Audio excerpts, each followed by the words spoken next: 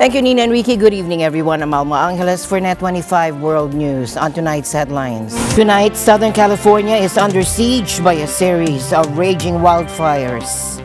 Well, it's kind of sad, you know. I mean, everybody's lost. Not just this community. The community next door, I'm sure all the people up there have lost everything. It's come from my family home where my mother lives. That was burned to a crisp, so that was the initial shock value. And then I came up to my home and same thing, it's completely dust. I just haven't seen anything quite like this. The imagery of this is next level, it's shocking.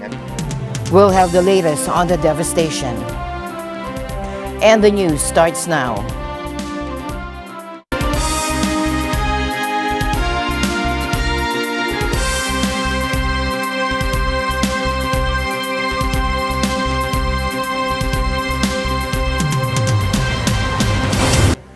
Chinese authorities have ended their search for survivors of the powerful earthquake in Tibet, shifting their focus instead to aiding the displaced and treating the injured. Take a look.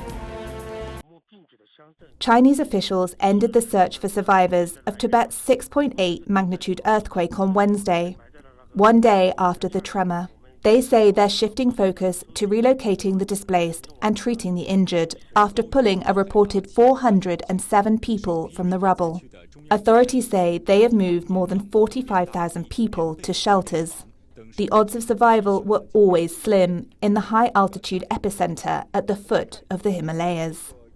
Those trapped under the rubble are likely to have succumbed to hypothermia, with temperatures dropping to as low as 0 degrees Fahrenheit at night. Tuesday evening's state media death tally of 126 people has remained unchanged as of Thursday. Authorities have yet to say how many people remain missing. The State Council Information Office, which handles media requests for the central government, did not respond to a Reuters request for comment. Foreign journalists need official permission to enter Tibet, which has been under Chinese rule since a failed uprising in 1959. Southern California is under siege from a trail of raging wildfires. At least 5 people are dead. Thousands have been forced to flee their homes, and hundreds of structures have been destroyed. Alan Basilyahe reports. 3 wildfires are devouring Southern California communities: the Palisades, Eaton, and Hearst fires. Over 100,000 people have been forced evacuated as powerful winds fuel the deadly blazes. At least 5 people have been reported killed, and many more have been injured. Hundreds of structures have been destroyed. Hillsides are scorched. The Eden fire has grown to more than 2,000 acres, burning some 30 miles inland in Altadena, near Pasadena. Meanwhile, the biggest of the 3 blazes had consumed more than 5,000 acres in the picturesque Pacific Palisades neighborhood. The Palisades lies east of Los Angeles between the beach towns of Santa Monica and Malibu. It is home to many film, television, and music stars. NET25 Los Angeles Bureau reached out to affected residents. Many have left their homes in a hurry as the fires, fanned by strong winds, burned through residential areas. Some who are still miles away from danger had the chance to film the tragedy unfolding before their eyes. They record images of neighborhoods, their homes, in what they fear might be the last time to see them standing. We spoke to a man who says a wife of a friend was being evacuated from a facility. Amid the chaos, she had a heart attack and died. Meanwhile, volunteers in this neighborhood help water the surroundings, desperately hoping it could help. But for residents whose homes have turned to ashes, no words can capture their devastation. Through a war zone right now, and I don't even know what to say. I'm speechless. I'm shocked. I'm just so sad for our devastated community. We lost 600 homes in the Woosley fire, one of which was mine, and now I don't even know how we're going to be able to recover from this. At the moment, fierce winds fueling the blazes hinder firefighting operations. Lack of water adds to the challenge. Fire officials are asking residents to conserve water to help save others. We had a tremendous demand on our system in the Palisades. We pushed the system to the extreme. 4 times the normal demand was seen for 15 hours straight, which lowered our water pressure. If there's a message you take away from me today, is I need our customers to really conserve water, not just in the Palisade area, but the whole system, because the fire department needs the water to fight the fires, and we're fighting a wildfire with urban water systems, and that is really challenging. The wildfires have burned unimpeded since they began on Tuesday. President Joe Biden on X says it's devastating and that the country is with the residents of Southern California. Alan Basoyahe for NET25 World News. Raging wildfires surrounding Los Angeles spread into the Hollywood Hills after 5 other fires in the area left at least several dead, destroyed hundreds of homes, and stretched firefighting. The so-called Sunset Fire in the Hollywood Hills doubled in size within minutes, reaching 20 acres, according to CAL FIRE. The Los Angeles Fire Department issued evacuation orders covering Hollywood Boulevard to the south, Mulholland Drive to the north, the 101 freeway to the east, and the Laurel Canyon Boulevard to the west, iconic locations in the entertainment industry. And within this area is the Dolby Theater, where the Oscars are held. Organizers confirmed next week's Oscar nominations announcement was postponed by 2 days due to the fire. Although relatively small compared to other ongoing fires, the Sunset Fire burned just above Hollywood Boulevard and the Walk of Fame. It would need to cross the 101 freeway to threaten the Hollywood sign and Griffith Observatory. Los Angeles Mayor Karen Bass described the situation as catastrophic. Mayor Bass also confirmed that President Biden and California Governor Gavin Newsom pledged full federal and state support for relief efforts. Thank you. Good evening, everyone. This firestorm is the big one in magnitude. Hurricane-force winds are usually accompanied by rainstorms, but these are hurricane-force winds that are combined with extremely dry drought conditions. To provide context, at 10:20 a.m. yesterday, the Palisades fire was at 10 acres. 12 minutes later, it was at 200 acres. I know the world is looking at images of our city's devastation. I have seen the front lines of the Palisades fire, and it is staggering. Tonight, more people may get evacuation orders, and if they do, please leave immediately. I spoke with President Biden today and Governor Newsom earlier today, and they assured me of full federal and state support. As we head into tonight, we are still facing strong and erratic winds. In Palisades and in Sylmar, we are very much in an active firefight. As we know, the Palisades fire continues to demand significant local, regional, state, and federal resources. Currently, the fire is over 15,800 acres and is growing, with 1,792 personnel who are currently assigned. And as we know, I want to be very, very clear that this incident is very, very dynamic as we speak. I just want to announce very, very quickly that we have a new brush fire that has just broken out within the last 5 minutes in the Hollywood Hills near Runyon Canyon. I don't have a lot of information. I can tell you we're throwing all of our available resources at it as we speak. I am seeing active water drops. The fires have also impacted schools. We've lost 2 schools. 2 schools, elementary schools, providing educational services to over 700 students in the Palisades area, have been completely destroyed. We're talking about Marquez Elementary and Palisades Elementary. 30% of Palisades High Charter School was destroyed. We were on site and could not believe what we were witnessing. Residents described the scene as terrifying. There were houses to the back of us, to the side of us, and to the street below, and that's where the problem came. The wind whipped up, the flames were up about 30, 40 feet high, and you hear pop, pop, pop, sound like a war zone. In fact, there were 2 big explosions that actually shook the ground. And so I knew it was time to get out. There's time to be, brave, and there's a time to use some common sense, and common sense told me it's time to go. Well, it's kind of sad, I mean, everybody's lost, not just this community. The community next door, I'm sure all the people up there have lost everything. It's just pretty devastating. This is pretty devastating. I don't think LA's seen anything like this before, not even the earthquake. President Biden visited a Santa Monica fire station for a briefing, pledging full federal support. People have lost their lives. Residents have lost their lives at the Eaton fire. It's impacting tens of thousands of homes, not only in the city of Pasadena, but also the county area of Altadena.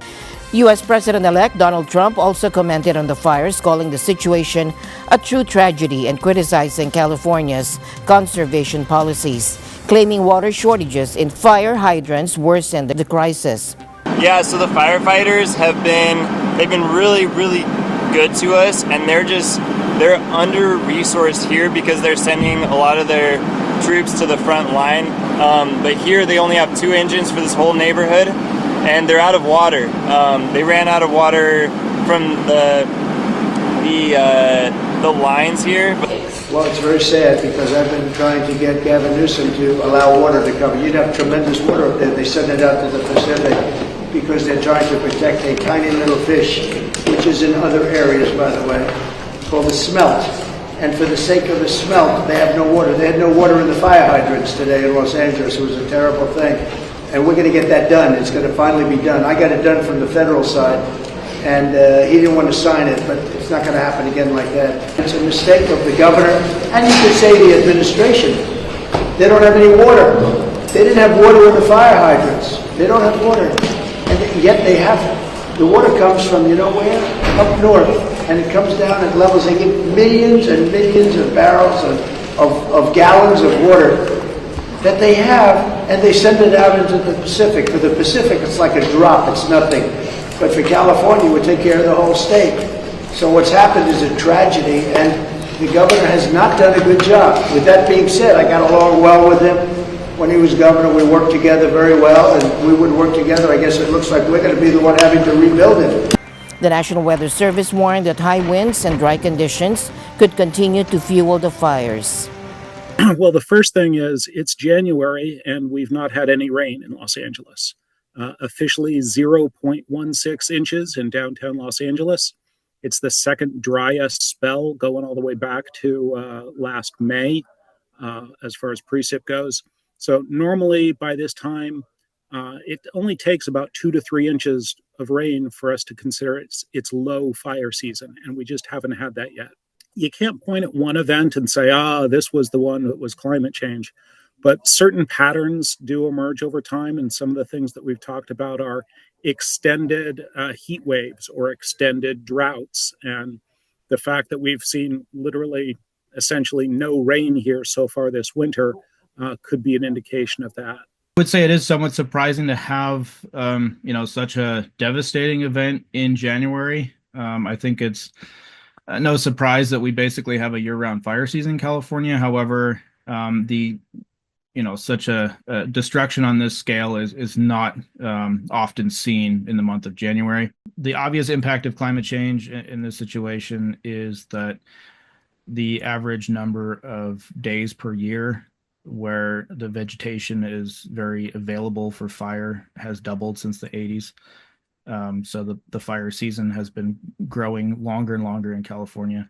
And of course, there are these kind of variances I mentioned, maybe a bigger grass crop because of a wetter year.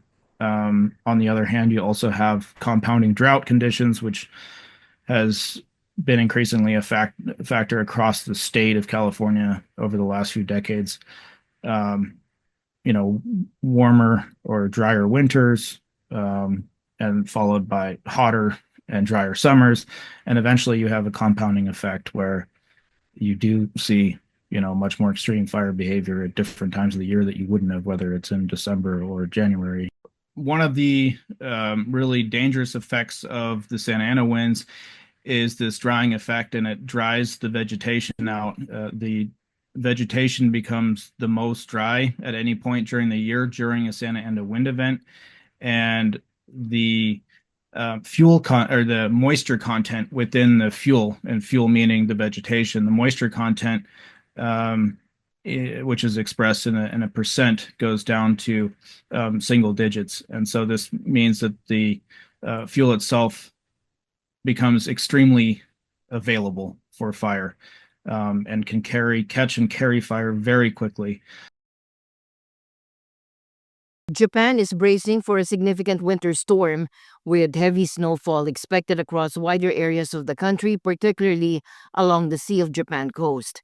The Meteorological Agency reports that a winter pressure pattern and a strong cold air mass have brought heavy snow to mountainous regions along the Sea of Japan coast. In the past 24 hours, Shirakawa Village in Gifu Prefecture saw 53 centimeters of snow, while Nishiyazu Town in Fukushima Prefecture and Suman District in Uwanoma City, Niigata Prefecture, recorded 48 and 47 centimeters, respectively. The agency forecasts heavy snowfall, including in lowland areas, through Friday across northern to western Japan. Meanwhile, South Korea is shivering today as a severe cold wave brings the coldest temperatures of the season. The capital Seoul woke up to frigid conditions with wind chill temperatures plunging below minus 15 degrees Celsius. Some regions, like Goiseng and Muju counties, experienced even more extreme lows. Freezing temperatures are expected to persist throughout the day, with Seoul's high temperature predicted to barely reach minus 8 degrees Celsius. To make matters worse, heavy snowfall is forecast for Chungcheongnam-do and Jeollado provinces, with accumulations of up to 20 centimeters expected. A snow advisory is in effect for those regions. This extreme cold snap is expected to continue into tomorrow, with even colder temperatures predicted.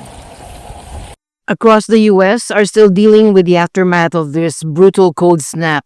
From Texas to Tennessee, a winter storm is brewing, bringing the threat of freezing rain and snow. Meanwhile, some areas are still recovering from the initial Arctic blast. Schools in Little Rock, Arkansas are closed today and tomorrow as they brace for heavy snow. And life hasn't quite returned to normal in places like Kansas City, where schools are closed for a third day, and Richmond, Virginia, which is still under a boil water advisory. The investigation into the recent Tesla Cybertruck explosion in Las Vegas have taken a chilling turn. Investigators have discovered the driver, Matthew Levelsberger, appears to have used artificial intelligence, specifically ChatGPT, to plan the attack. This is a troubling case involving the use of artificial intelligence in a deadly attack. Investigators from Las Vegas Police Department have uncovered disturbing details surrounding the explosion of the Tesla Cybertruck outside the Trump Hotel on January 1st. The blast, which led to the death of Matthew Levelsberger, was triggered by a self-inflicted gunshot wound before the explosion. Authorities have determined that Levelsberger had no intention of harming anyone else.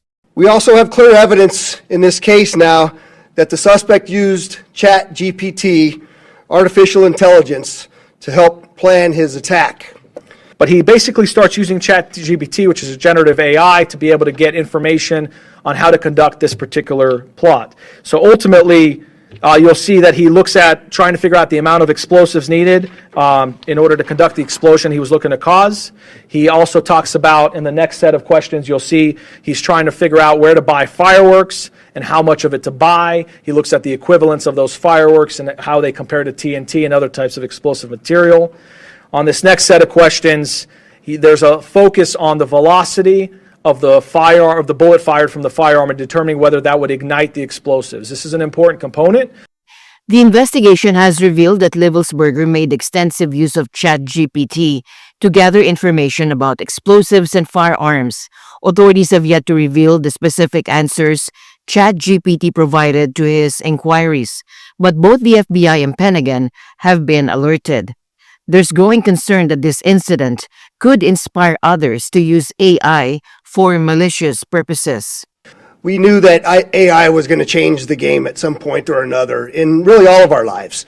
And certainly, I think this is the first incidents that I'm aware of on U.S. soil where ChatGPT is utilized to help an individual build a particular device, to learn information all across the country as they're moving forward. And so absolutely, it's a concerning moment for us, but it's also goes back to my last point that it's instructive to us, right? It's instructive to us across this great country of ours to share with other law enforcement. OpenAI, the company behind ChatGPT, has issued a statement urging users to use AI responsibly. Authorities are also looking into Tesla's Cybertruck, especially its self-driving features, as there are concerns that AI in vehicles could potentially be manipulated to target civilians or sensitive military sites in the future. There was some conversation about whether the vehicle is in self-driving mode. We've already addressed that in terms of the technical data that we collected, but also you can see that his hands are on the steering wheel as he's pulling up. That occurs. You're going to see frame by frame, you'll see an initial flash prior to the larger explosion. Assistant Sheriff Dory Corrin also disclosed that Levelsberger's phone contained a 6-page manifesto, which is currently under review by the Pentagon due to its inclusion of classified military information. Now, moving on to that 6-page manifesto that the sheriff talked about. This document was found as part of the digital forensic analysis of his phone. There's a variance of grievances and a constant evolution of his plans or intents of what he wanted to do. There's mentions of political and social and cultural issues to include criticism of the current administration. He also does write in there that he was super high on weed and drinking. This case has raised serious alarms among federal agencies about the potential for AI, including ChatGPT and other chatbots, to be misused as a tool for planning and carrying out attacks, posing a significant threat to national security. The United States warned that North Korea is significantly benefiting from its involvement in the Ukraine conflict, where over 12,000 North Korean troops have been fighting alongside Russian forces. U.S. Deputy Ambassador to the UN Dorothy Shea told the Security Council that this collaboration has given North Korea military experience and equipment, making it more capable of waging war against its neighbors.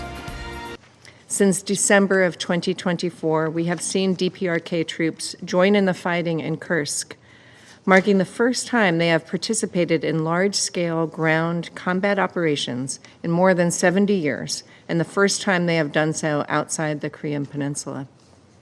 It is also the first time since the Second World War that Russia has invited a foreign force on its territory for a military operation. In return for its support to Russia, Russia has transferred air defense systems to the DPRK. We are particularly concerned about Moscow's intent to share with Pyongyang satellite and space technologies, which are crucial to an army's communication and intelligence gathering capabilities on the modern battlefield, as we have seen in Ukraine. The DPRK is significantly benefiting from receiving Russian military equipment, technology, and experience, rendering it more capable of waging war against its neighbors. In turn, the DPRK will likely be eager to leverage these improvements to promote weapons sales and military training contracts globally. These soldiers are essentially slaves to Kim Jong-un, brainwashed to sacrifice their lives on faraway battlefields to raise money for his regime and secure advanced military technology from Russia.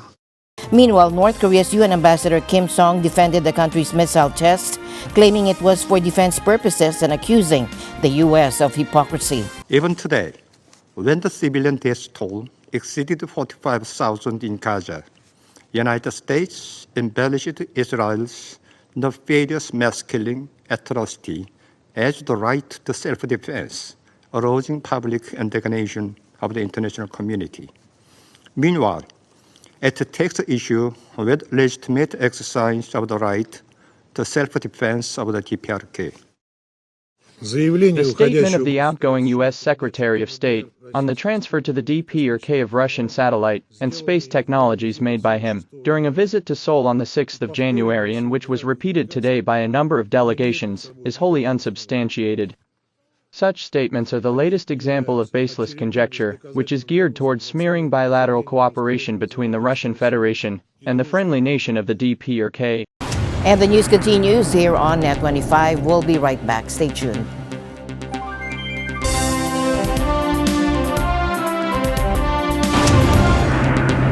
High-speed maglev trains are set to revolutionize travel across China, reaching speeds of up to 800 or 600 kilometers per hour. China has unveiled a prototype of its next-generation high-speed train, the CR450, which is on track to become the world's fastest. The CR450 has already reached test speeds of 450 kilometers per hour and is expected to operate at 400 kilometers per hour once in commercial service, surpassing China's current CR400 model, which operates at 350 kilometers per hour. Developed by CRRC Changchun Railway Vehicles and CRRC Sifan Company Limited, and the CR450 has been praised for its impressive operational speed, energy, efficiency, noise control, and braking performance. It has undergone over 3,000 simulations and 2,000 platform tests to meet the rigorous demands of commercial operation, according to state-run China Daily. However, further line tests and refinements are still needed to ensure it meets all necessary standards for commercial use. The last decade, China has become an undisputed world leader in railway development, building thousands of kilometers of new railways that reach almost every corner of the country. Apple clarified today that it never sold Siri data or used it for marketing. And this comes days after settling a lawsuit alleging the company recorded private conversations and shared them with advertisers. Apple says it never sold data collected by its Siri voice assistant or used it to create marketing profiles. The Wednesday statement comes days after the tech giant settled a class action lawsuit over Siri. Plaintiffs said Apple had routinely recorded their private conversations and disclosed them to third parties, including advertisers. They said the recordings happened after they inadvertently activated the voice assistant after saying something similar to its "Hey Siri" alert phrase. Hey Siri, what's my update? Apple paid $95 million to settle the case.